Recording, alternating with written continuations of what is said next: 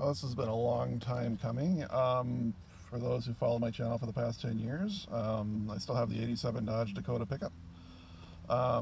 Fits and starts as far as fixing it up. It's been sitting for a long time, so I actually found a mechanic to help me kind of get things revitalized. So soft bits like rubber brake hoses, kind of going through some of the gaskets, just getting it kind of like run through with fresh oil, the general check of the vehicle, and it seems like it's doing okay.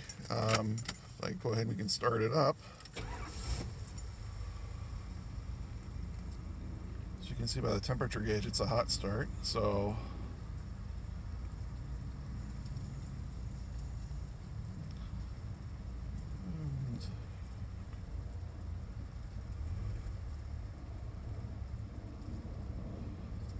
sounds pretty good. I'm going to take it around the block a couple more times, and I think I'm going to go ahead and talk about what other work it may need. It's basically like general tune-up stuff. So far, so good.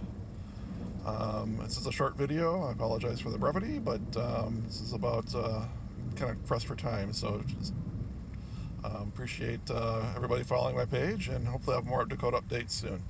Thank you.